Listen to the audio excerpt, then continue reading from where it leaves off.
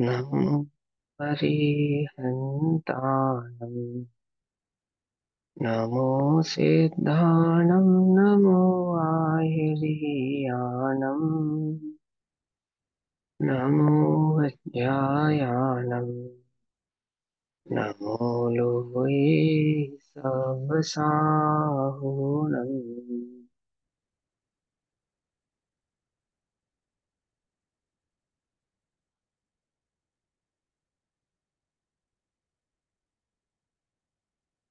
मङ्गलं भगवान् वीरो मङ्गलं गौतमो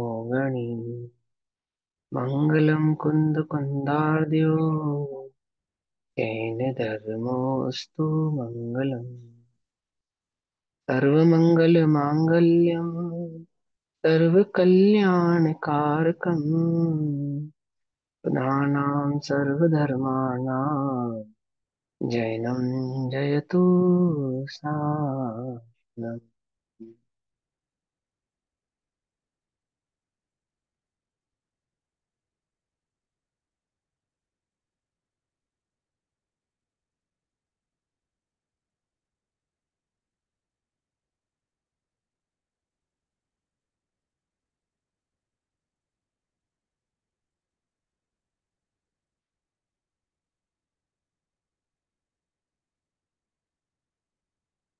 हमारी दोपहर कालीन कक्षा का विषय चल रहा है त्रिप्रचन सारजी।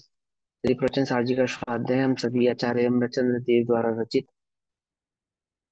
तात तात्पर्यवृत्ति टीका और जैसे अनुद्वारित आचार्य अमृतचंद्र देव द्वारा रचित तत्व प्रतिपी का टीका और आचार्य जयसेन द्वारा रचित तात्पर्य प्रवृत्ति टीका के आधार से कर रहे हैं। तात्पर्यवृत्ति टीका में छठे नंबर की गाथा के आधार से हम पढ़ रहे थे छठे नंबर की गाथा का भाव। पेज नंबर 15, अंतिम लाइन। असुरों के मध्य से सम्यक दृष्टि कैसे उत्पन्न होता है। भाव चल रहा है, दंसन और ज्ञान की प्रधानता अर्थात सम्यक दर्शन सम्यक ज्ञान की प्रधानता से बरतने वाला जो चारित्र है, ऐसा सम्यक दर्शन ज्ञान चारित्र भाव मुक्ति का कारण होता है। और उस सम्यक दर्शन ज्ञान चारित्र में जो रागांश होता है वह जीव के स्वर्ग आदि बंध का कारण होता है, स्वर्ग आदि गतियों में जाने का कारण होता है। प्रश्न उठता है कि आपने कहा देवों असुरों व मनुष्यों के राजाओं की विभूति को उत्पन्न करने वाला मुख्य रूप से विशिष्ट पुण्यबंध होता है ना। अंतिम लाइन है ना ये लास्ट पैराग्राफ की, वह इस प्रकार है कि भाव में। तो देखो ये बात समझो आप ध्यान से, ये पूरे ग्रंथ में ही समझने वाली बात है, ये स्टार्टिंग में ही समझ लेनी चाहिए सभी को, नहीं तो बार बार क्वेश्चन नहीं होना चाहिए। कि जिन्होंने करणान युग के आवागमन आदि के संबंधों को कर्म आदि के बंध से उत्पन्न होने वाली गति आदि के भावों को भली प्रकार से समझा हुआ है, तो वो बातें इसमें ऑटोमेटिकली गर्भित हैं, डिटेल में नहीं बताएंगे।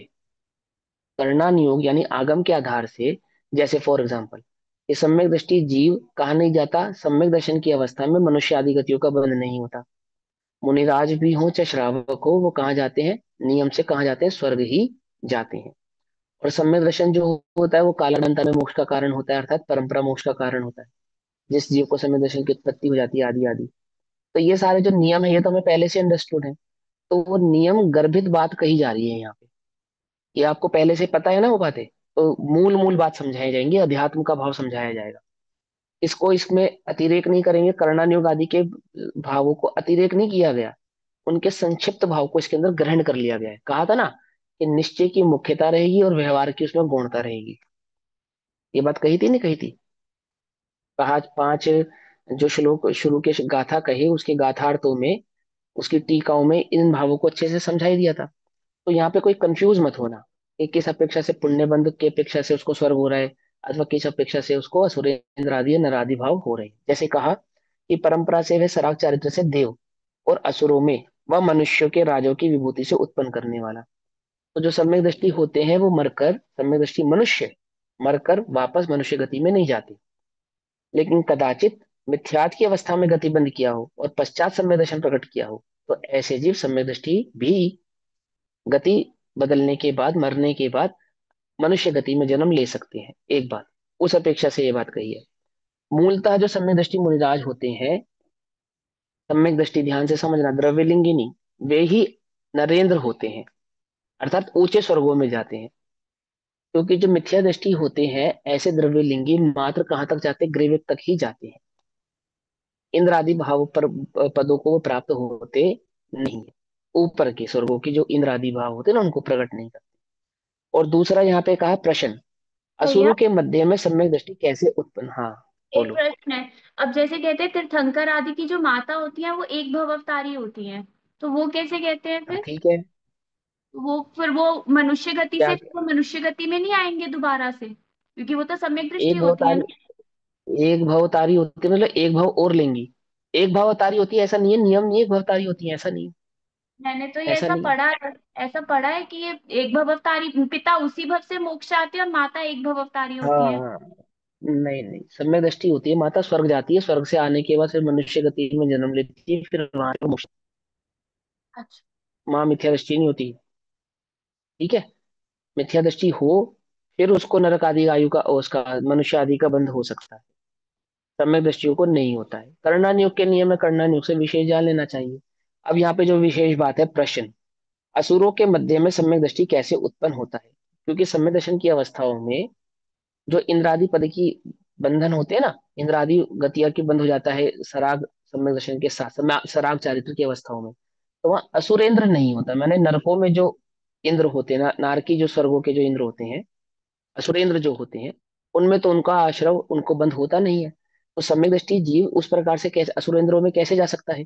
तो वहां शंका का समाधान किया कि निदान बंध से सम्यक की विराधना करके वहां उत्पन्न होता है। यानी कि कोई सम्यक दृष्टि मुनिराज है, कोई सम्यक दृष्टि मुनिराजों की अपेक्षा से चल रही है ना, क्योंकि यहाँ पे दंसन ज्ञान चारित्र, तो मुनिराजों की अपेक्षा से बात चल रही है कि कोई मुनिराज, सम्यक दृष्टि मुनिराज सम्यक दर्शन से भ्रष्ट होकर मिथ्यात्व की अवस्था में आमुक आमुक गतियों का बंध बांधने के बाद, समझे ना, तो वहां पे क्या है असुरेंद्र आदि गतियों का बंध बांधते हैं।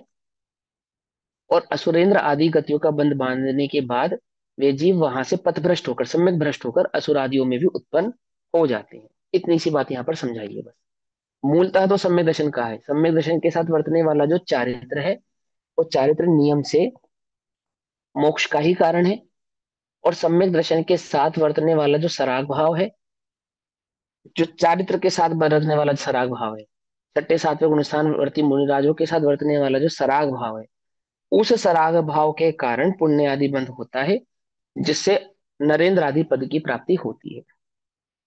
और वहां नरेंद्र आदि पद की प्राप्ति को करके, सॉरी नरेंद्र नहीं, सुरेंद्र, सुरेंद्र आदि पद की प्राप्ति होती है। और उस सुरेंद्र आदि पदों की प्राप्ति होने के पश्चात वहां से च्युत होकर नरेंद्र आदि पदों में आते हैं। यानी कि मनुष्य आदि उत्तम मनुष्य गति के भावों को प्राप्त करके, और वहां से वह कालांतर में मोक्ष आदि को प्राप्त होते हैं, उसको कहा परंपरा मोक्ष। और जो सम्यक दर्शन से भ्रष्ट हो जाते हैं, ऐसे जीव मनुष्य आदि गतियों का भी आश्रव कर सकते हैं, और असुरेंद्र आदि गतियों का भी आश्रव करके, है ना, वहां जाके उत्पन्न हो जाते हैं, ऐसा जानना चाहिए। यहाँ निश्चय से वीतराग चारित्र को उपाधि तथा सराग चारित्र को हे कहा है, ऐसा भावार्थ है। ये बतलाया है कि यदि कोई चारित्र ग्रहण करने योग्य है तो वो एक वीतराग भाव चारित्र ही है, क्योंकि एक मुमुक्षु जीव को क्या उपाधि है, एक आत्मा ही उपाधि है, आत्मा का आनंद ही उपाधि है। अर्थात उसको एक सिद्धत्व पद ही उपाधि है, अन्य कोई पद, अन्य कोई गति, अन्य संसार की अवस्थाएं उपाधि नहीं। और जो कदाचित सम्यक दृष्टियों को भोग आदि मिलते भी हैं, प्राप्त भी होते हैं, तो वे सब क्लेश है। ठीक है ना, क्लेश रूप कहा ना, आचार्य अमरचंद्र देव ने कहा ना, सराग देवा सुर मनुज राज विभव कलेश रूपो बंधा। अर्थात वह जो वैभव आदि प्राप्त हुआ भी है, तो सम्यक दृष्टि की दृष्टि में तो वह क्या है, कलेश है। मिथ्या दृष्टि तो वैभव को वैभव समझता है, धन आदि को, संपदा आदि को वैभव समझता है। सम्यक दृष्टि की दृष्टि में तो वह धूल है, उससे अधिक कुछ नहीं है। सही बात समझ में। ये बात ध्यान से समझना। अपने को ऐसा लगता है कि सम्यक दर्शन गृहस्थी भी होते हैं, रामचंद्र जी, पांच पांडव आदि आदि का स्वरूप को पढ़ के, चक्रवर्ती आदि की संपदा को सुनकर, भरत चक्रवर्ती के जीवन को पढ़ के, कि सम्यक दृष्टि को भोग आदि से प्रेम होता होगा, या राग होता होगा, या उनके प्रति आसक्त परिणाम होता होगा, तो ऐसा नहीं है। ऐसा नहीं है। सम्यक दृष्टियों के कदाचित भोग आदि होते हैं, परंतु भोग आदि में आसक्ति नहीं होती। आसक्ति होवे तो सम्यक दर्शन नहीं है। ये समझना ध्यान से, आसक्ति नहीं है। चारित्र मोहिनी के भाव को समझना बहुत ध्यान से समझने वाली बात है। लेकिन आने वाली कक्षाओं में, आने वाली भावों में इस बात को स्पष्ट करेंगे। अब क्या क्या कहते हैं, यहाँ निश्चय से वीतराग चारित्र को उपादेय तथा सराग चारित्र को हे कहा है, ऐसा भावार्थ है। अब गाथा नंबर 7, तत्व प्रदीपिका के आधार से और तात्पर्य प्रति के आधार से, दोनों ही आधार से इस गाथा नंबर 7 को समझेंगे। सबसे पहले आचार्य कुंद कुंद देवी की शैली में, अर्थात चारित्र स्वरूपम विभावयति। अब चारित्र का स्वरूप व्यक्त करते हैं। आपने सबसे बहुत फेमस लाइन है, चारित्रम खलु धम्मो, यहीं से उद्धृत हुई है ये बात। ठीक, क्या कहते हैं, धवला में भी आता है ये चारित्रम खलु धम्मो, धवला में भी आता है ये भाव, समझेंगे। गाथा नंबर 7, आचार्य कुंद कुंद देव। चारित्रम खलु धम्मो, धम्मो जो सो समोत्तीर्णिदिठो, मोह क्षौह्य विहीनो, परिणामो अपणो समो।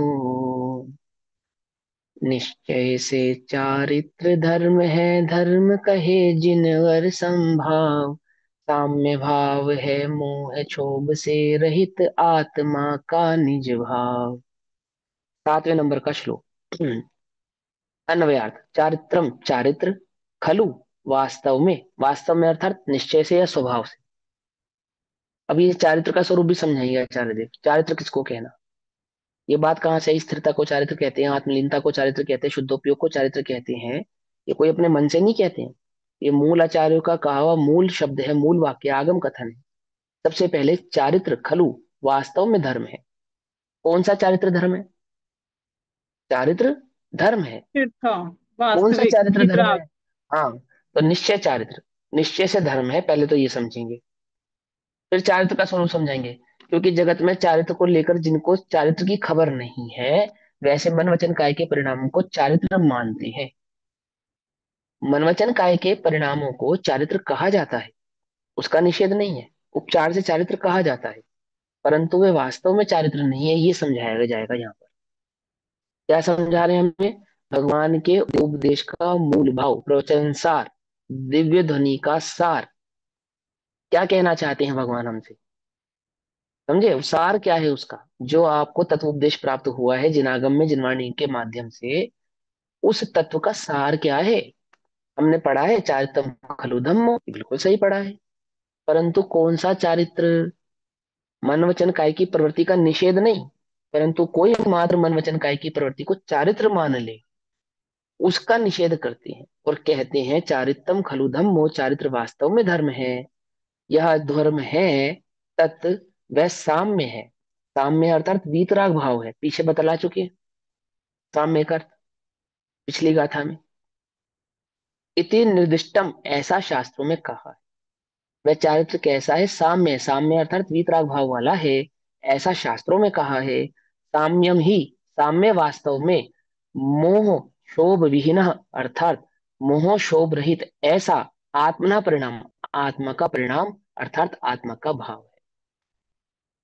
पकड़ में ही बात। क्या कहते हैं?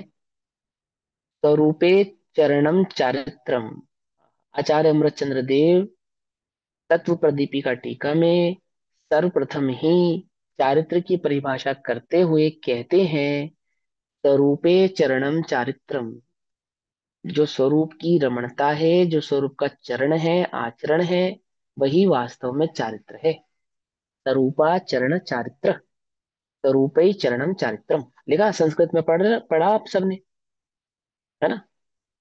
स्वरूप में चरण करना, रमना, स्वचरित्र है। क्या है वास्तविक चारित्र? स्वरूप की रमणता। स्वरूप जाने नहीं तो रमण किस में करे? स्वरूप जाने नहीं तो चर्या किस में करे? चर्या माने परिणमन, चर्या माने परिणमन, चरण माने आचरण, स्थिरता।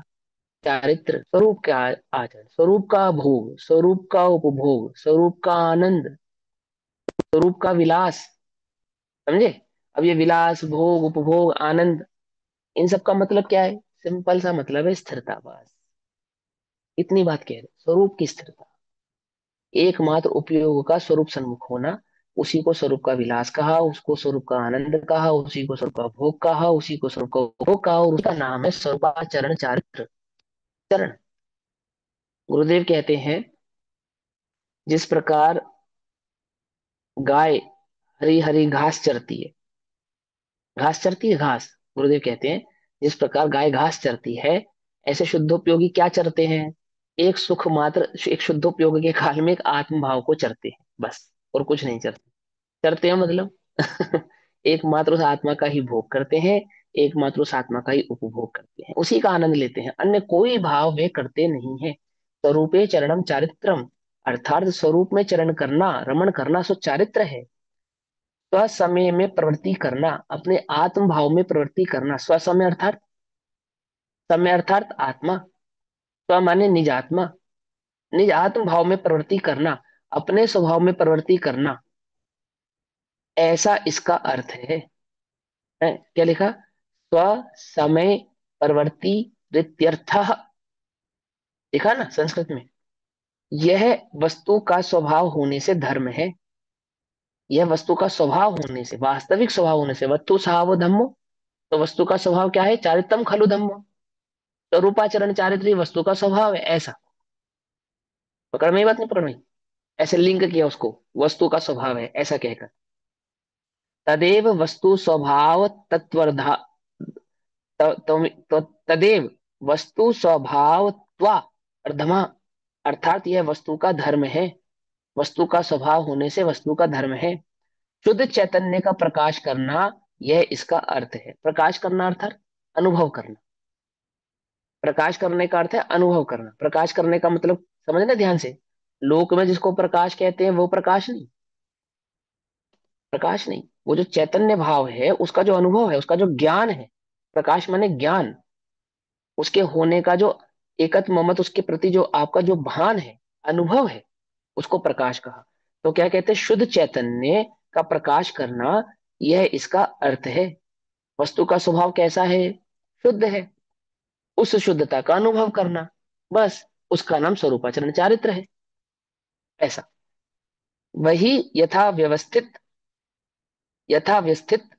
आत्मगुण होने से, अर्थात विषमता रहित सुस्थित आत्मा का गुण होने से, विषमता रहित, विषमता रहित अर्थात कभी है कभी नहीं है, ऐसा नहीं है एक बात।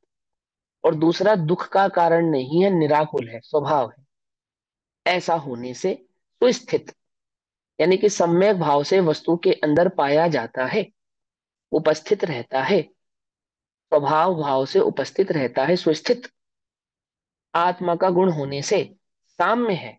और साम्य दर्शन मोहिनी तथा चारित्र मोहिनी के उदय से उत्पन्न होने वाले समस्त मोह और शोभ के अभाव के कारण साम्य होने से कैसा है? साम्य अर्थात वीतराग है। तो वीतरागता का लक्षण क्या है? वीतरागता में दर्शन मोह का भी उदय नहीं है और चारित्र मोहिनी का उदय भी नहीं है। पकड़ में ही बात, नहीं पकड़ में? जो वीतराग भाव है वो कैसा है कि वहां दर्शन मोह का तो उदय है ही नहीं, चारित्र मोहिनी का उदय भी नहीं। चौथे गुण स्थान वाले, पंचम गुण स्थान वाले जीवों को वीतरागी नहीं कहते, मुनिराजों को वीतरागी कहते हैं। क्यों? कि दर्शन मोह का तो उदय है ही नहीं, चारित्र मोह का उदय भी नहीं है, वह है साम्य भाव, वीतराग परिणति, वीतराग भाव। और वह जो वीतराग परिणति, वीतराग भाव है, उसकी स्थिरता यानी कि सातवां गुण स्थान, जहां दर्शन मोह का तो उदय है ही नहीं, चारित्र मोहिनी कर्म का भी उदय नहीं है, ऐसा जो साम्य अर्थात वीतराग परिणाम है, वीतराग परिणति है। तो क्या कहा? साम्य है। और साम्य कैसा? कि दर्शन मोहिनी है तथा चारित्र मोहिनी के उदय से उत्पन्न होने वाले समस्त मोह और क्षोभ के अभाव के कारण, अभाव के कारण, दर्शन मोह से जो क्षोभ उत्पन्न होता उसका तो अभाव हो ही गया, चारित्र मोहिनी कर्म के उदय से होने वाला जो क्षोभ था उसका भी क्या हो गया? अभाव हो गया। चौथे पांचवें गुण स्थान में कोई प्रहार करता था, विरोध करता था, अपयश करता था, तो उसका उसका प्रतिरोध करते थे ना। जैसे रामचंद्र जी सीता के प्रति प्रतिरोध कर रहे हैं, पांच पांडव कौरवों के प्रति प्रतिरोध कर रहे हैं, लेकिन वही पांडव, वही वही रामचंद्र जी मुनि दीक्षा धारण करने के बाद कोई प्रतिरोध नहीं कर रहे। युद्ध किया, युद्ध के काल में वैराग हुआ, दीक्षा धारण कर ली। अब दीक्षा धारण करने के बाद कोई उपसर्ग कर रहा है तो वही सम्यक दृष्टि जीव चौथे पांचवें गुण स्थान में विरोधी हिंसा के त्यागी नहीं होने के कारण जो विरोध का प्रतिकार करते थे, वही छठे सातवें गुण स्थान में वर्तने वाले मुनिराज अब कोई उपसर्ग भी करता है तो क्या नहीं करते? विरोध नहीं करते, प्रतिरोध नहीं करते। तो चारित्र मोहिनी के उदय के कारण वर्तने वाला जो क्षोभ था, वो क्षोभ भी अब नहीं रहा है, उसका भी अभाव हो गया है। संचलन का उदय उसको क्या गिनेंगे फिर, छठवें सातवें क्षोभ छठवें गुण नहीं है, स्थान में? वो तो सराग है ना, सराग भाव है। छठे का तो कारण बता ही दिया पीछे गाथा में, कि पुण्य बंध का कारण है, क्षोभ नहीं है वो भी। और सातवां आदि का आठवां, जो सातवां आदि गुण स्थान है, तो उसको वीतराग चारित्र कह रहे हैं। तो पहले तो साम्य को समझाया, वो वीतराग भाव कैसा है जिसमें दर्शन मोहिनी का तो उदय है ही नहीं, चारित्र मोहिनी का उदय भी नहीं है। और ये बात समझाई दी कि उदय नहीं है तो फिर क्या है, कि स्वरूप आचरण चारित्र है, यानी कि स्वरूप का आचरण है, स्वरूप की स्थिरता है। ऐसा बतला दिया ना वहां पे। ऐसा एक कारण, हिमांशु और भैया, संजलन कषाय के। मुनियों को भी कौन से गुण स्थान पे वीतराग अवस्था कहेंगे कि चौथे पांचवें गुण स्थान में? अगर चौथे पांचवें गुण स्थान में तो मुनि नहीं है, नहीं, मुनि तो है ना, अंडरस्टूड है। वीतराग अवस्था, वीतराग अवस्था। तो फिर वो छठा सातवां गुण स्थान है, बस सीधी बात। सराग है ना, चौथा पांचवा गुण स्थान सराग अवस्था है, छठा सातवां गुण स्थान वीतराग अवस्था है। छठे से ऊपर के जो गुण स्थान है वे वीतराग हैं। और वीतराग होने पर भी जो छठा भाव है वो प्रमत्त है। देखो मैं आपको फिर समझा रहा हूँ, जो आपने गुणस्थान आदि के संदर्भ में कर्णन योग में वस्तु स्वरूप समझा है, वो यहाँ पे अंतर्गर्भित है। बार बार उसकी चर्चा करोगे या उससे कंफ्यूज होगे तो बात समझ में नहीं आएगी। अलर्ट रहना पड़ेगा आपको इतना। कितना अलर्ट रहना पड़ेगा, कि फिजिक्स सीखते समय आपको मैथमेटिक्स नहीं सिखाएंगे। क्या कहा, समझे? फिजिक्स पढ़िए, फिजिक्स। अगर फिजिक्स समझनी है तो मैथमेटिक्स आनी जरूरी है। और फिजिक्स पढ़ाते समय आपको मैथमेटिक्स नहीं पढ़ाएगा कोई भी। कुछ बात समझ में आई या नहीं आई? और अगर आपको मैथमेटिक्स आती है, तो फिर आप फिजिक्स के सिद्धांतों को कैसे समझ जाओगे, चुटकियों में समझ जाओगे। पकड़ में ही बात नहीं, पकड़ में ही। ऐसे ही यहाँ है, अध्यात्म है ना, ये अध्यात्म फिजिक्स की तरह है। और वो जो करना नहीं होगा वो मैथमेटिक्स है, गणित की तरह है। वो गणित के सिद्धांत तो आप सीख कर आ चुके हो, अब वो आपको फिजिक्स में लगाने हैं। यानी कि इस अध्यात्म को समझना, उसके सापेक्ष करके कंफ्यूज नहीं होना, कि जब वहां पे वीतरागता की बात की जा रही है तो छठे से ऊपर के गुण स्थानों की बात कर रहे हैं बस। गर्भित है बात, बार बार इंडिकेट करेंगे, वहां उपयोग को लेकर जाएंगे तो यहाँ की बात रह जाएगी, है ना। यहाँ समझा रहे हैं कि वो जो वीतराग भाव है वो कैसा है, कि दर्शन मोहिनी का तो क्षोभ है ही नहीं, चारित्र मोहिनी का क्षोभ भी उसमें नहीं है। ऐसा वह साम्य भाव है, ऐसी वो वीतराग परिणति है।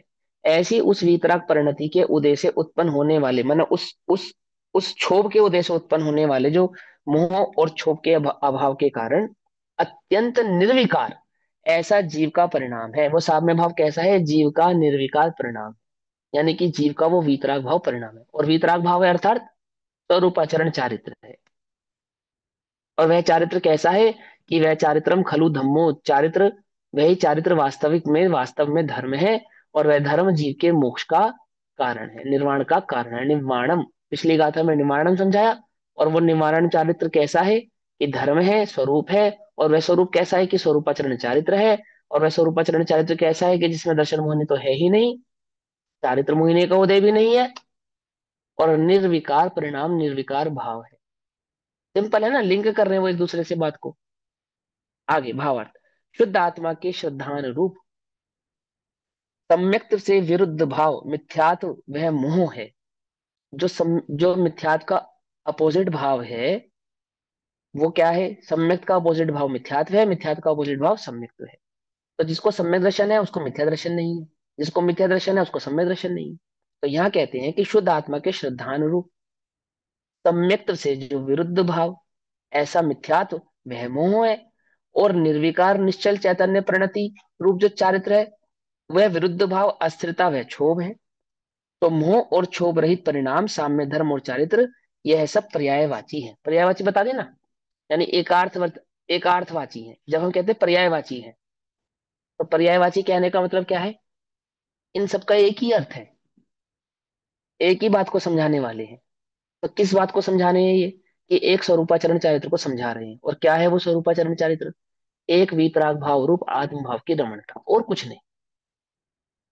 अंश मात्र भी जहां राग का अनुभव नहीं कर रहे, और अंश मात्र भी जहां राग की प्रवृत्ति नहीं है। तो कौन सा है वो गुण स्थान की अपेक्षा से? वो सातवां गुण स्थान है। और जितना भी उपाय हो रहा है वो किसका हो रहा है? उस एक स्वरूपाचरण चारित्र के संदर्भ में ही हो रहा है। और वही भैया चारित्र, उसी चारित्र को धर्म मानना, अन्य किसी चारित्र को धर्म नहीं मानना। यदि तुम्हारी बुद्धि में 28 मूल गुण आदि, पंच महाव्रत आदि, 22 परिचय आदि, इसको तुम मुनिराजों का चारित्र समझते हो, तो उसका यहाँ निषेध करते हुए कहते हैं कि वे उनको उपचार से चारित्र तो कहते हैं, उसका निषेध नहीं है। क्योंकि ये जो वितरक परिणति है, ये जो शुद्धोपयोग है, ये नियम से मुनिराजों के ही होगा, अन्य किसी के नहीं होगा। परंतु ऐसा होने पर भी जो वास्तविक चारित्र है वो वितरक परिणति ही है, अन्य कुछ नहीं। अन्य सभी भाव राग भाव हैं। और एक स्वरूप का आचरण, स्वरूप की अनुभूति, स्वरूप की स्थिरता ही चारित्र है। ऐसा बतला दी। आई बात समझ में या नहीं समझ में आई? है ना? हाँ, आप दीदी अब बताओ, आप क्या पूछ रहे ये स्वरूपाचरण चारित्र बोलेंगे हम, क्योंकि जब चौथा गुण स्थान होता है उनके चारित्र को हम स्वरूपाचरण नहीं बोलते। ये सामायिक हो? चारित्र किसके नहीं बोलते चारित्र हम, को? छठवें सातवें गुण स्थान वर्ती मुनिराज के चारित्र को, जो हमने अच्छा, उसमें पढ़ा था, अच्छा। सामायिक छेदों पर स्थापना हाँ, हाँ, परिहार हाँ, विच्छित्ति वाला। हाँ, ठीक है दीदी, हाँ ठीक है। अब मुझे एक बात बताओ, सामायिक चारित्र और स्वरूपाचरण चारित्र में क्या अंतर होता है? क्या मतलब अंतर है आपके हिसाब से स्वरूपा? अरे, कौन बोल रहा बीच में? कुछ नहीं, वो मेरी साइड से। स्वरूपाचरण चारित्र का अर्थ क्या है ये बताओ पहले। आप किसको होता है आपके हिसाब से? किसको होना चाहिए? जब किसको मतलब मानेंगे? मुझे तो ऐसा माइंड में था, जैसे चौथे गुण स्थान वर्ती जीव के चारित्र को जो एक क्षण माइंड मात्र की के नहीं, माइंड नहीं, प्रमाण से चर्चा स्वरूपाचरण करो, माइंड की नहीं। चारित्र का। हाँ, ये बताओ कि स्वरूपाचरण चारित्र का क्या अर्थ है, और स्वरूपाचरण चारित्र किसको मानेंगे? ये बताओ आप। जो आपने अभी तक स्वाध्याय किया, जो अभी तक आपने समझा, जो अभी तक आपने पढ़ा, उसके आधार से जब हम मुनिराजों की चर्या विशेष की अपेक्षा से चर्चा करते हैं, तो चर्या विशेष की अपेक्षा से चर्चा करने के कारण ध्यान से समझना।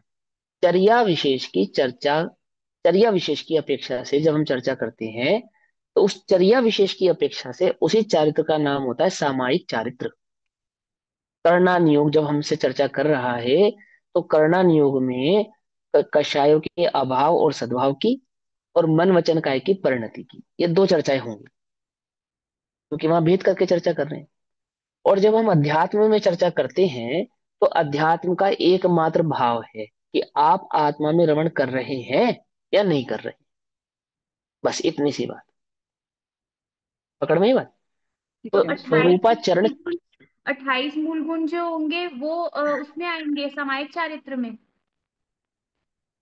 उनको कहेंगे, आएंगे का मतलब क्या है? मतलब स्वरूपाचरण उनको चारित्र में नहीं आएंगे। कहेंगे। नहीं, स्वरूपाचरण चारित्र में आएंगे तो हाँ, सहचारी है ना। आपने जैसे अभी समझाया, मैं उसके बेसिस पे कह रही हूँ कि मन हाँ, वचन हाँ, काया पूछो की ना। प्रवृत्ति होगी, उस उसको हम हाँ, सामायिक चारित्र में गिनेंगे। तो 28 मूल गुण को देखो हम सुनो, सामायिक चारित्र में गिनेंगे। सुनो, सुनो, सुनो। स्वरूपाचरण चारित्र और सामायिक चारित्र, ये दोनों पर्यायवाची शब्द हैं। क्या कहा? स्वरूपाचरण चारित्र और सामायिक चारित्र, ये क्या है? ये पर्यायवाची शब्द हैं। इन पर्यायवाची शब्दों में जब हम कर्णानुयोग में चर्चा करेंगे, तो उसी चारित्र को कहेंगे सामायिक चारित्र। तो जब हम सामायिक चरित्र कह रहे हैं, तो वहां तीन कषाय चौकड़ी का अभाव मान रहे हैं, 28 मूल गुण स्वीकार कर रहे हैं, 22 परिचय और पंच महाव्रत कह रहे हैं। लेकिन ये जो तीन कषाय चौकड़ी का अभाव आपने स्वीकार किया, क्या ये बिना आत्म अनुभव के, बिना आत्मरमणता के प्रकट हो सकता है? नहीं प्रकट हो सकता ना। नहीं हो सकता ना। वहां कर्णानुयोग में इसी स्वरूपाचरण चारित्र को सामायिक चारित्र संज्ञा प्राप्त है। क्यों? क्योंकि वहां पर अपेक्षा, पर सापेक्ष कथन किया जाता है। और इस पर सापेक्ष कथन को जब स्वसापेक्ष कर लिया जाए, तो क्या हो जाएगा? इसी का नाम, इसी स्वरूपाचर, इसी सामायिक चारित्र का नाम हो जाएगा स्वरूपाचरण स्वरूपाचरण चारित्र, चारित्र। मतलब ये बात है, अब दूसरी चौथे से बात। लेकर 13वें 14वें गुण स्थान तक के सभी जीवों को स्वरूपाचरण चारित्र ही बोलेंगे अध्यात्म के नहीं, अकॉर्डिंग। नहीं, नहीं बोलेंगे, नहीं बोलेंगे, बिल्कुल भी नहीं बोलेंगे। भैया सातवें हम स्थान सब से बोलेंगे। सातवें गुण स्थान में ही बोलेंगे स्वरूप चरित्र। मैं बताता हूँ कब बोलेंगे। मैं समझाता हूँ आपको, ठीक है? अभी बतलाता हूँ।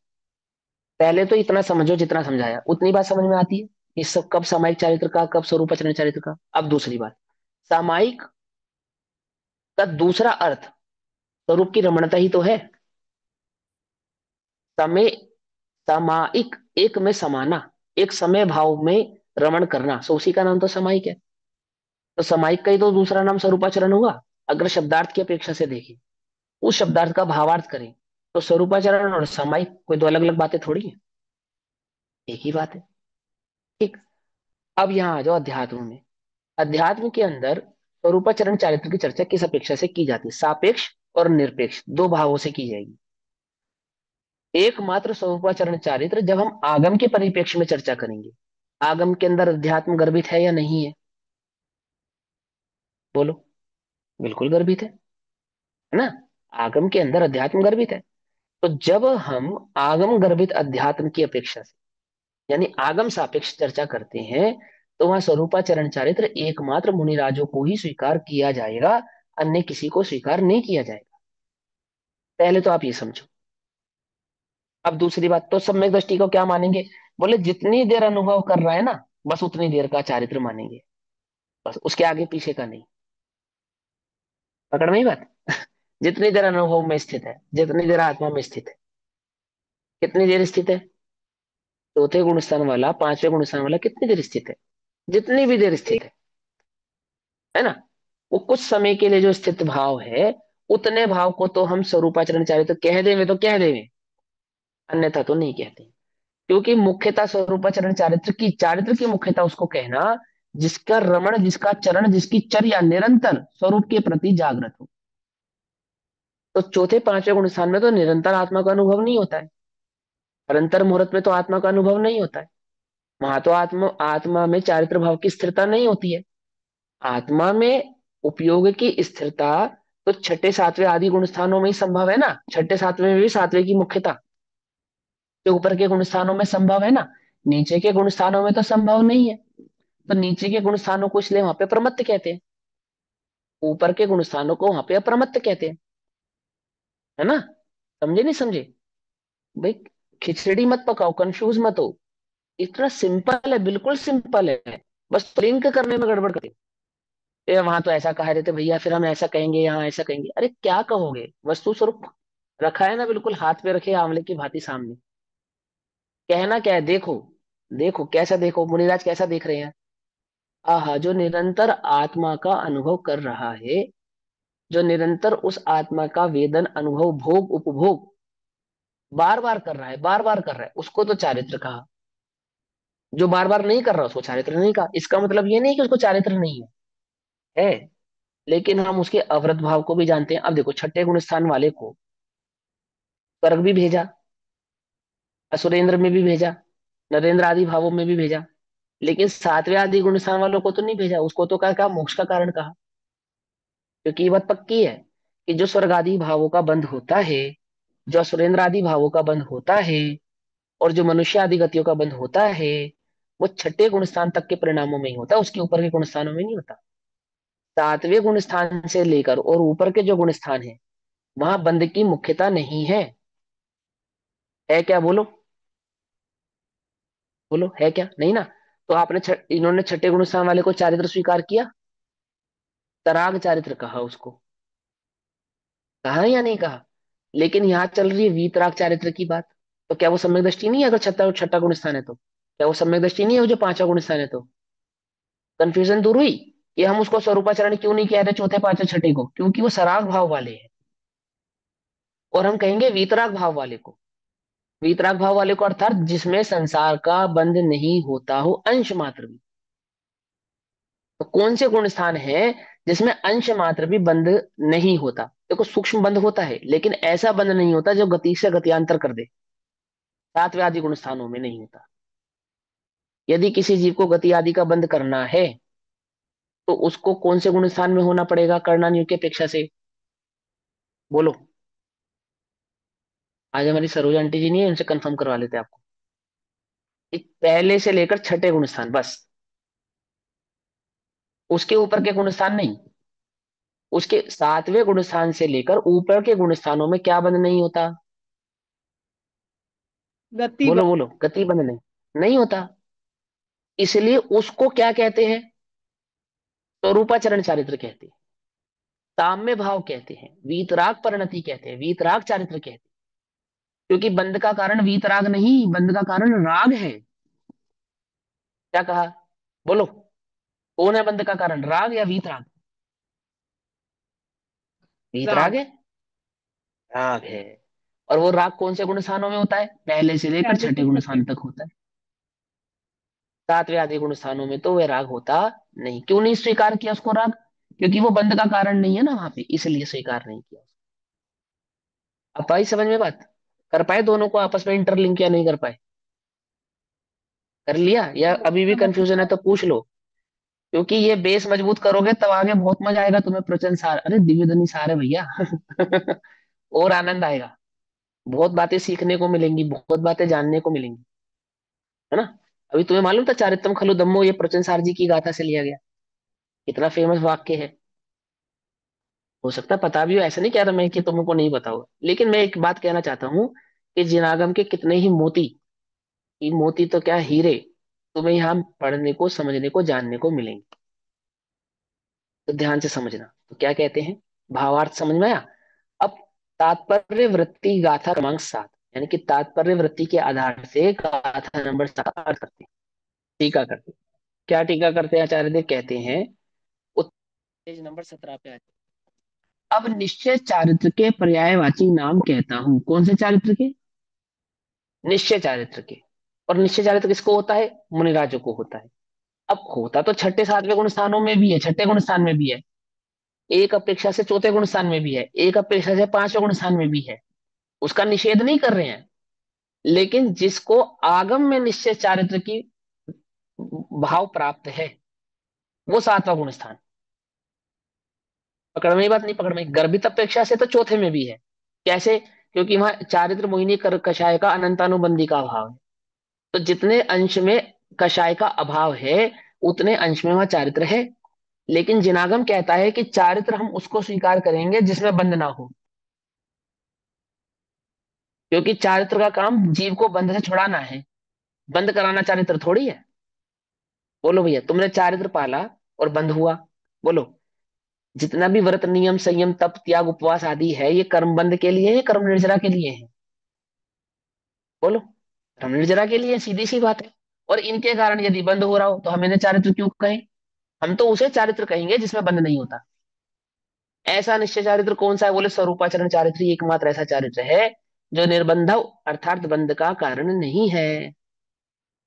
आई बात समझ में या नहीं समझ में आई? अब सम्यक दर्शन की मुख्यता करोगे तो ये सारे परिणाम चौथे में ही घटित कर देंगे। क्या कह देंगे? ज्ञानी के भोग भी निर्जरा के कारण है, बंध के कारण नहीं है। ऐसा कह देंगे, नहीं कह देंगे? तो क्या नहीं है बंध के कारण? बोलो। स्वर्ग आदि जो बंध होता है ना, और जो अन्य गति आदियों में जो जीव जाते हैं, वो कौन से गुण स्थानों में जाते हैं? बोलो। और कितने ही बंध तो ऐसे हैं, कितनी ही गतियों के बंध तो ऐसे हैं जो मात्र सम्यक दृष्टियों को ही होते हैं, अन्यों को होते ही नहीं। जैसे 69 विमान आदि में जाने वाले जो जीव हैं, वे नियम से सम्यक दृष्टि ही होते हैं, मिथ्या दृष्टियों को तो उनका बंध ही नहीं होता। अब ऐसे सम्यक दृष्टियों को उनका बंध कहाँ माने? बोलो, क्योंकि सम्यक दृष्टि के भोग तो निर्जरा के कारण है। तो चौथे पांचवें गुण स्थान में भोगने वाले भोग जब निर्जरा के कारण है तो बंध कहाँ स्वीकार करे उसका? और छठे गुण स्थान में, जब चौथे पांचवें में ही निर्जरा कर रहा था, तो छठे गुण स्थान में आगे निर्जरा बढ़ेगी या घटेगी? बोलो, छठे गुण स्थान में आके निर्जरा बढ़नी चाहिए या घटनी चाहिए? जिसके चौथे पांचवें गुण स्थान में ही भोग ही जिसके निर्जरा के कारण थे, उसका संयम क्या होगा? वो बंध का कारण हो जाएगा। बोलो, ऐसा है क्या? कि नहीं है। तो भी अनुत्तर आदि विमानों में पता है मुनिराजों को ही बंद होता है। ग्रस्तों को नहीं होता। मुनिराजों को ही होता है, वो छठे गुण स्थान वाले मुनिराजों को, छठे सातवें गुण स्थान वाले मुनिराजों को छठे गुण स्थान में उन अनुत्तर विमान आदि का बंद होता है। तो क्या कहता है अध्यात्म? क्या कहता है आगम सापेक्ष अध्यात्म? क्या कहता है? हम उसे चारित्र क्यों माने? वो तो बंध का कारण है। कि हमने तो पढ़ा था सम्यक दृष्टि के भोग निर्जला के कारण है, और तुम यहाँ मुनिराजों के सम्यक दर्शन के चारित्र को बंध का कारण कह रहे हो। गजब कर रहे हो। कि हम कुछ गजब नहीं कर रहे, तुम सियादवाद पढ़ कर आओ, जाओ। वस्तु स्वरूप सीख कर आओ ठीक से, पढ़ कर आओ सही से बात को, फिर हमसे चर्चा करना। आई बात समझ में या नहीं समझ में? तो क्या कहा कि हम तो एकमात्र उसे चारित्र स्वीकार करेंगे। ओ ये मुनिराज है, वीतराग परिणति वाले मुनिराज, जंगल में बैठे हैं। ऐसे आचार्य अमृतचंद्र देव, आचार्य कुंद कुंद देव, आचार्य जयसेन क्या कहते हैं, हम उस राग भाव को चारित्र मानते नहीं है। क्यों माने? जो संसार का कारण हो। एकमात्र चारित्र तो वह है जो निर्जरा का कारण है, एकमात्र निर्जरा का कारण है। और ऐसा वह चारित्र स्वरूपाचरण चारित्र ही है, अन्य कोई नहीं। अब हो गई बात समझ में? क्लियर हुई? अब बात अभी भी नहीं हुई है? अच्छे से बिल्कुल किताब खोलकर देखोगे तो सारी बात समझ में आएगी। अब देखो क्या कहते हैं। उत्थानिका करते हैं टीका की, तात्पर्यवृत्ति टीका की उत्थानिका, पेज नंबर 17 पे। अब निश्चय चारित्र के पर्यायवाची नाम कहता हूं। क्या है भैया निश्चय चारित्र के पर्यायवाची नाम? ऐसा अभिप्राय मन में धारण कर यह सूत्र प्रतिपादन करते हैं। इसी प्रकार आगे भी विवक्षित सूत्र के अर्थ को मन में धारण करके अथवा इस सूत्र के आगे यह सूत्र उचित है ऐसा निश्चय करके यह सूत्र प्रतिपादन करते हैं। इस प्रकार पत्निका के लक्षण को यथासंभव सर्वत्र जानना चाहिए। अब देखो सुनो, पातनिका का मतलब हो गया ये जो ग्रुप, टोटल जो विवक्षा चलने वाली है टोटल। पातनिका माने जो भी हम भाव तुमको समझाएंगे, समस्त भावों का, जितने भी भाव आपको समझाने वाले हैं, टोटल ये जो ग्रंथ है ना, पूरे ग्रंथ को पातनिका समझ लो आप। और पूरे ग्रंथ की पातनिका में अलग अलग चैप्टर आएंगे, अलग अलग भाव आएंगे, अलग अलग अपेक्षाएं आएंगी। कहीं ज्ञान की अपेक्षा आएगी, कहीं दर्शन की अपेक्षा आएगी, कहीं चारित्र की अपेक्षा आएगी। ठीक। कहीं तो हम उसी बात को आत्मा की अपेक्षा से कहेंगे, कहीं हम उसी बात को कर्णयोग की अपेक्षा से कहेंगे, लेकिन इन समस्त अपेक्षाओं का एकमात्र भाव है। क्या? क्या? स्वरूपाचरण चारित्र।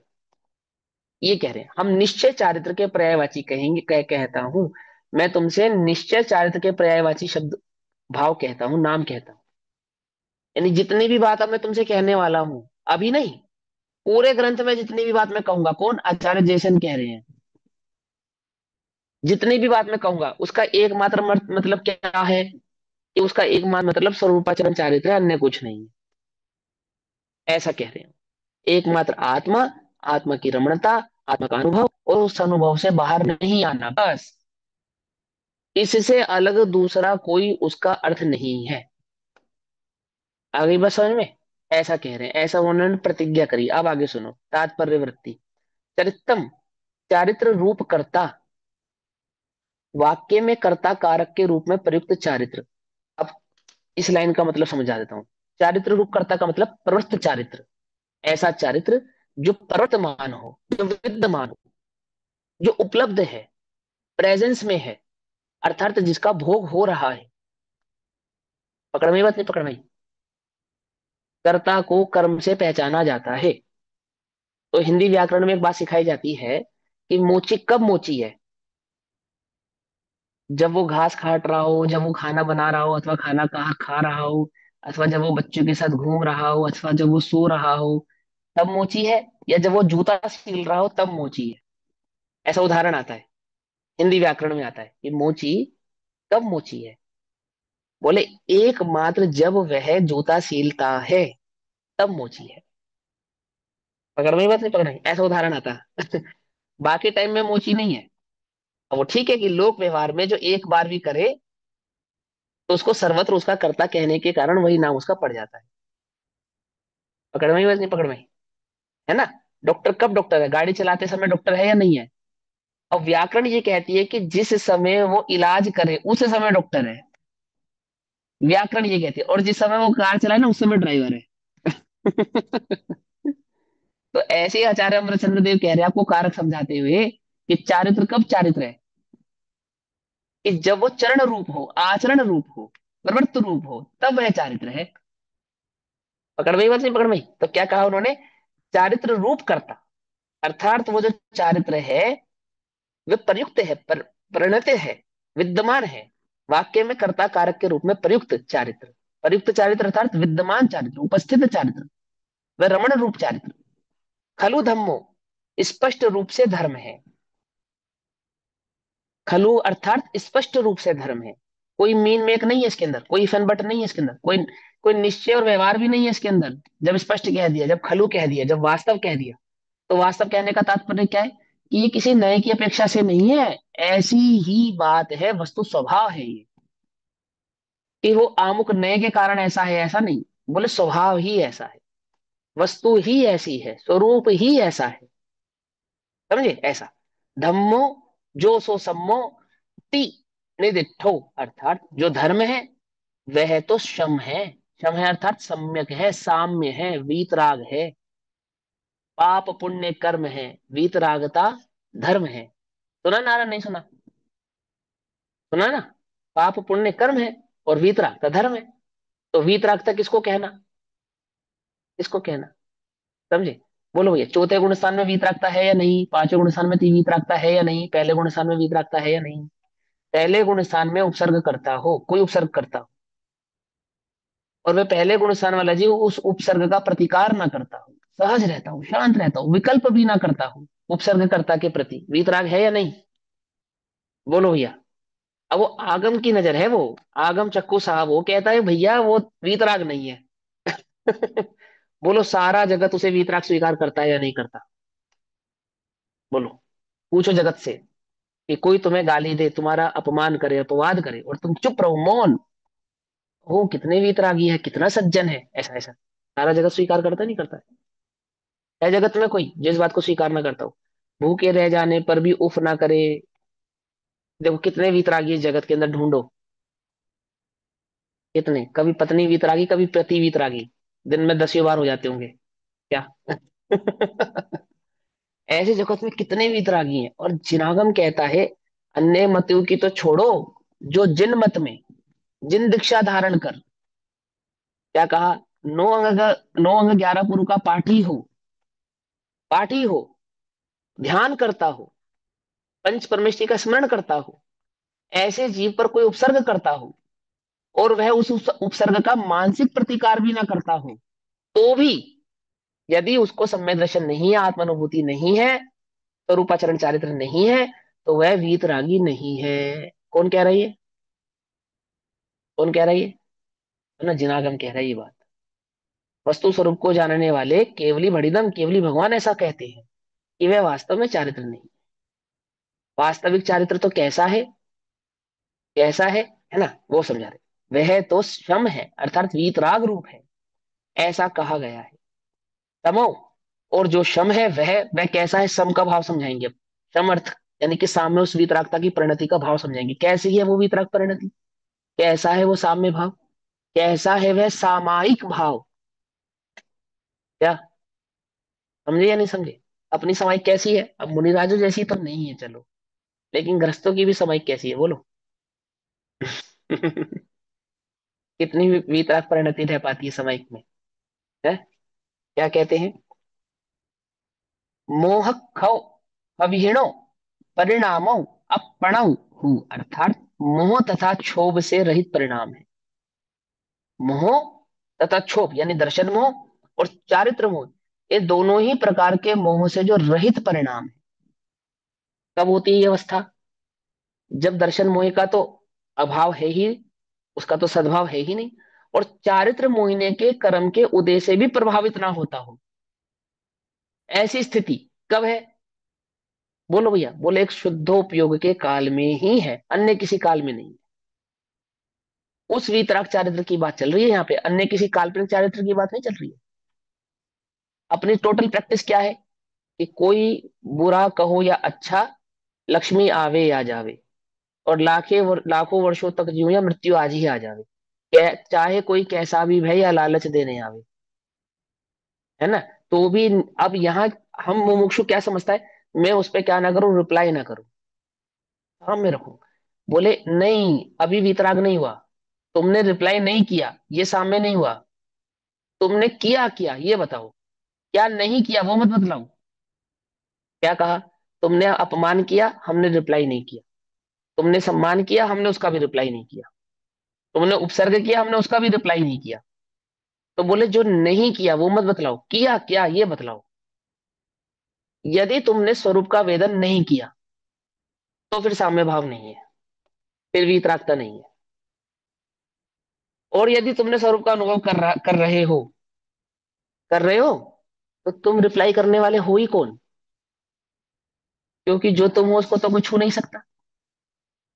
कुछ बात समझ में आई या नहीं आई? बात समझ में आई नहीं? बोले जब तक तुम इस भाव में अटके हो कि नहीं करना, नहीं करना, नहीं करना, नहीं करना, नहीं करना। क्या नहीं करना? हिंसा नहीं करना, अहिंसा महाव्रत। चोरी नहीं करना, अचौर्य महाव्रत। क्या कहा? कुशील भाव को में प्रवृत्ति नहीं करना, ब्रह्मचर्य महाव्रत। परिग्रह धारण नहीं करना, अपरिग्रह महाव्रत। बोले ये चारित्र नहीं है, उल्टा नहीं पकड़ना। नहीं किया, नहीं किया, नहीं किया, शाबाश, इतना किया तो शाबाश, परंतु किया क्या? ये बताओ। यदि मैं स्वरूपाचरण चारित्र किया तो हाँ ये चारित्र है, इसलिए छठे गुण स्थान को काउंट नहीं किया। क्योंकि छठे गुण स्थान में तो 5 महाव्रत है। वहां नहीं किया, नहीं किया, नहीं किया, नहीं किया, नहीं किया। लेकिन जो करने योग्य था वो कब किया? जब वो किया तो 7वां गुण स्थान है। तो 7वें गुण स्थान को स्वरूपाचरण चारित्र स्वीकार किया। छठे को प्रमत, 7वें को अप्रमत। ऐसा स्वीकार किया, नहीं किया? पकड़ में आ रही बात को? ध्यान से पकड़ना। ट्विस्ट नहीं है इसके अंदर, इसके अंदर वस्तु स्वरूप है। एकदम क्लियर कट बात कह रहे हैं वो आपसे, कि जितनी तुम बातें सुनकर और सीख कर आए हो कि ज्ञानी के भोग निर्जरा के कारण है, आदि आदि, ऐसा सुन सुनकर जो तुम्हारी भोग वृत्ति हो गई है, जो तुम्हें वीतराग परिणति उत्पन्न नहीं हो रही है, उसकी दृष्टि नहीं हो रही है, तो तुमने अभी स्वरूप को समझा नहीं है। सुनो, एक कान वालों सुनो। क्या? एकमात्र चारित्र ही धर्म है। कौन सा चारित्र? वह जो सम्यक दर्शन ज्ञान के साथ प्रकट होने वाला स्वरूपाचरण भाव है, वह स्वरूपाचरण चारित्र ही धर्म है, ऐसा कह रहे। समझे? ऐसा कह रहे तो क्या कहते हैं? और जो शम है, अर्थात मोह तथा क्षोभ से रहित परिणाम है। किसका परिणाम है? वह आत्मा का परिणाम है, यह स्पष्ट है। और वह वीतराग परिणति किसकी है? एकमात्र आत्मा की है, अन्य किसी की नहीं है। और वो आत्मा कौन है? कि वह आत्मा मैं हूं, और ऐसी परिणति मेरे हो। ऐसा कौन कह रहा है? कौन कह रहा है? आचार्य अमृतचंद्र देव कह रहे हैं, आचार्य कुंद कुंद देव कह रहे हैं, समस्त ज्ञानी कह रहे हैं, हे प्रभु ऐसी वीतराग परिणति मेरे हो। हम क्या चाहते हैं? कि सम्यक दर्शन तो हो, परंतु भोग नहीं छूटे, वीतराग परिणति ना हो। वो तो निर्जरा के कारण है ना भैया। वो 5 इंद्रिय के विषय मुक्त तो निर्जरा के कारण है ना, निर्जरा तो करनी है अपने को। और यहाँ क्या कहते हैं? कि जिसको वह सम्यक दर्शन प्रकट हुआ है, नाण दर्शन, यानी ज्ञान और दर्शन भाव जिसको प्रकट हुआ है, वह उसकी दृष्टि, उसको वह चारित्र भाव प्रिय है, उसको वह चारित्र भाव प्रिय प्रकट होता है, उसका चारित्र निर्जरा है, मोक्ष है, धर्म है, आदि आदि भाव वाला है। और ये आचार्य क्या भावना भाते हैं? ये सम्यक दृष्टि आचार्य ये भावना भाते हैं, ये भावलिंगी संत, कि वह वीतराग परिणति मेरे हो। ऐसा उसका विस्तार इस प्रकार है। अब जो भाव कहा ना आचार्य कुंद कुंद देव ने, उसका विस्तार इस प्रकार: शुद्ध चैतन्य स्वरूप में चरण करना, लीनता करना चारित्र है। आचार्य अमरचंद्र देव के बाद आचार्य जयसेन हमको ये बात समझा रहे हैं। वही चारित्र मिथ्यात्व रागादि के संसरण रूप, परिणमन रूप, भाव संसार में पड़ते हुए प्राणियों को उठाकर, ये जो चारित्र है, ये जो शुद्ध चैतन्य स्वरूप में चरण करना अर्थात लीनता करना जो चारित्र है, ये कैसा है? कि इस जीव को मिथ्यात्व रागादि के संसरण रूप, परिणमन रूप, भव संसार में पड़ते हुए प्राणियों को उठाकर अर्थात निकालकर निर्विकार शुद्ध चैतन्य स्वभाव में धरता है अर्थात स्थित करता है। इस प्रकार वह कैसा है? कि इस प्रकार वह धर्म है। धर्म किसको कहते हैं? जो संसार रूपी मोक्ष, जो संसार रूपी दुखों से निकालकर और मोक्ष रूपी सुख में स्थापित कर दे, वो धर्म कहते हैं, सिंपल। तो संसार रूपी दुख से निकालकर और मोक्ष रूपी सुख में स्थापित करने वाला क्या है वो धर्म? बोले स्वरूपाचरण चारित्र, वह है वो धर्म। चारित्रम खलु धम्मो, निश्चय से वही धर्म है। और उसी धर्म को हम कहते हैं, ऐसा चारित्र ही वह चारित्र है जो इस जीव को संसार के दुखों से निकालता है और मोक्ष रूपी सुख में स्थापित कर देता है। पकड़ में ही बात? ऐसा। और वह धर्म जिसके आश्रय से प्रकट हो, उसे धर्म ही कहते हैं। तो वह मेरे आश्रय से प्रकट होने वाला हो, तो इसलिए मैं धर्मी हुआ, आत्मा का नाम धर्मी, और आत्मा की लीनता का नाम धर्म। समझ में बात? नहीं समझ में? मैं कौन हूं? मैं धर्मी हूं। और मैं जब मेरी लीनता करूं उसका नाम धर्म है। पकड़ में? वही धर्म निजात्म भावना से उत्पन्न सुखामृत रूपी शीतल जल से काम क्रोधादि रूप अग्नि जनित संसार दुख के दाह को, संताप को उपशांत उपशम करने वाला होने के कारण शम है। शम कर देने वाला, शम करता है अर्थात जिसमें कषाय आदि पाप आदि परिणामों का शमन हो जाता है, साम्य भाव। तो जो परिणाम कषाय रहित है वो वीतराग परिणाम है, जो परिणाम कषाय सहित है वे राग परिणाम है, द्वेष परिणाम है, राग और द्वेष के परिणाम है, मोहजनित परिणाम है।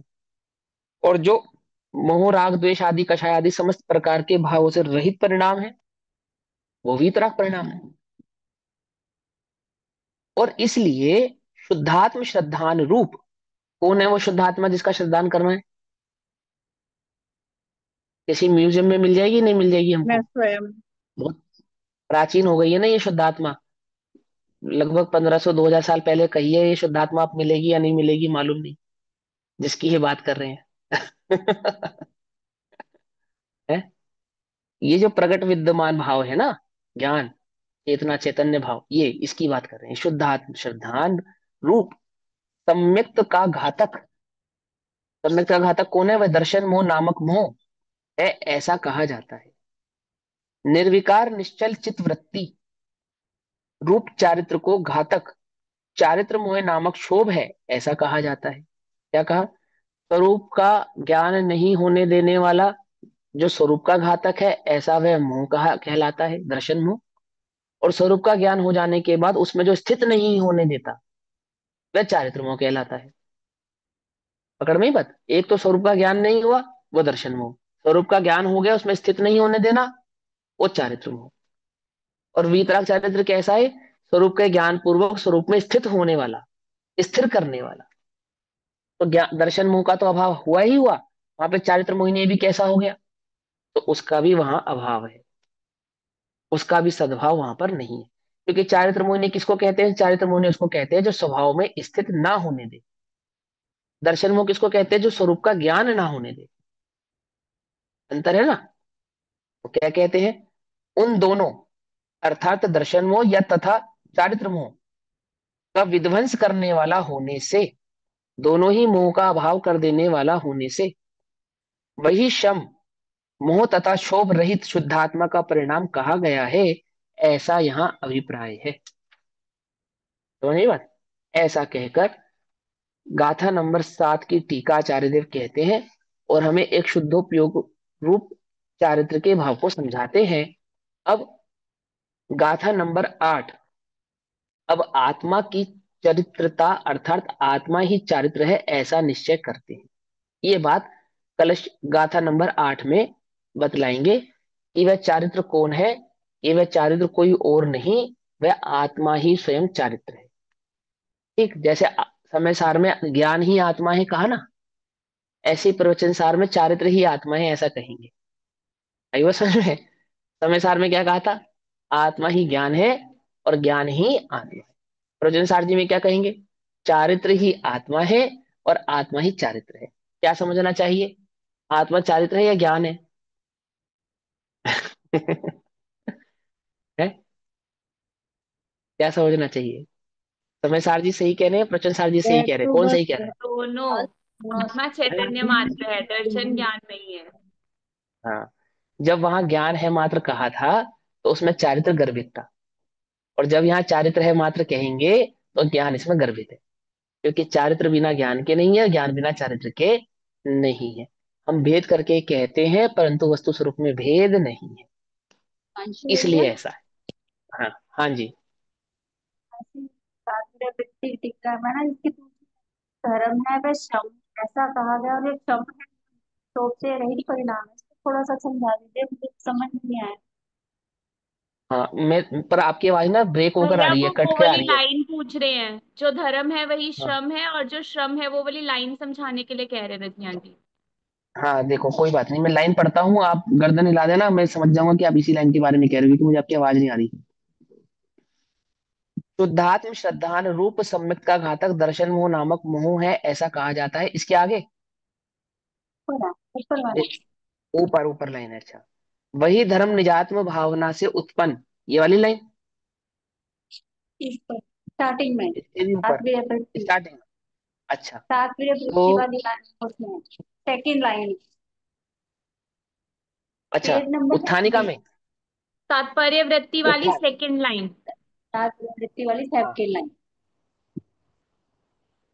कि इसी प्रकार आगे भी विवक्षित सूत्र के अर्थ को मन में धारण कर, अथवा इस सूत्र के आगे यह सूत्र उचित है ऐसा निश्चय करके यह सूत्र प्रतिपादन करते हैं, ये वाली लाइन।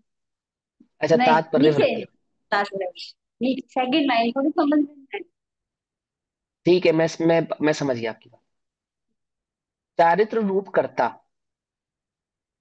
अर्थात वाक्य में कर्ता कारक के रूप में प्रयुक्त चारित्र, ये लाइन ना, नीचे ये वाली, लाइन ना, नीचे वाली, ये भी समझ में आ गई। नीचे अच्छा, ये भी नीचे समझ में आ गई। स्पष्ट रूप से धर्म, उसकी जो धर्म है वह तो शम है। तो जो धर्म है वह तो शम है। शम है अर्थात साम में है, साम में अर्थात वीतराग है। देखो यहाँ पे शम कहते हैं, शम का वास्तविक जो शाब्दिक अर्थ होता है वो होता है शम करना, यानी कि श्रमण करना, जलाना, मिटाना, श्रमित कर देना। तो किसको श्रमित किया उसने, कि राग और द्वेष के जो परिणाम थे उनको श्रमित कर दिया। तो दो दो प्रकार का मोह होता है ना, दर्शन मोह और चारित्र मोह। जो दर्शन मोह और चारित्र मोह दोनों को शमित कर दे उसका नाम धर्म है। तो दर्शन मोह और चारित्र मोह को शमित करने की अपेक्षा से तो उसको कहा शम। और जब दर्शन मोह और चारित्र मोह दोनों ही शम हो जाएंगे, यानी कि शमित हो जाएंगे, मिट जाएंगे, तो क्या प्रकट होगा, वीतरागता भाव प्रकट होगा ना, वीतराग परिणाम। तो शम का दूसरा अर्थ क्या हो गया, वीतरागता प्रकट हो गई। पकड़ में बात। तो जो हाँ धर्म है वह तो शम है, अर्थात जो धर्म है वह तो वीतरागता है, वह तो वीतराग परिणाम है ना, ऐसा कहा गया है। और जो शम है वह कैसा है, अब शम का स्वभाव समझा रहे हैं। मोह तथा क्षोभ रहित परिणाम है। किसका परिणाम है, वह आत्मा का परिणाम है, जिसमें मोह भी नहीं है और क्षोभ भी नहीं है, यानी कि जिसमें दर्शन मोह भी नहीं है और जिसमें चारित्र मोहिनी भी नहीं है। ऐसी जो वितराग परिणति है, ऐसा जो वितराग भाव है, वही आत्मा का वास्तविक परिणाम है, वही आत्मा का स्वरूप है। और उसी अपेक्षा से उस आत्मा को शुद्ध चैतन्य ज्ञाय भाव मात्र कहते हैं, क्योंकि उसका स्वभाव है ऐसा। ठीक। चलिए, अब गाथा हिमांशु नंबर भैया 8 ये हम कल क्या पढ़ेंगे, अभी समय सूत्र हुआ। पकड़ में नहीं आती, पूछनी पड़ेगी हमें। हाँ जी दीदी। ओम नमः नहीं, सिद्धेभ्य, कोई बात नहीं, बाकी बातें बाद में करेंगे। निज निधि निज में बताई यह अनंत उपकार, उसके लिए जिनवाणी माँ को वंदना शतबार। नमो ओरियंता।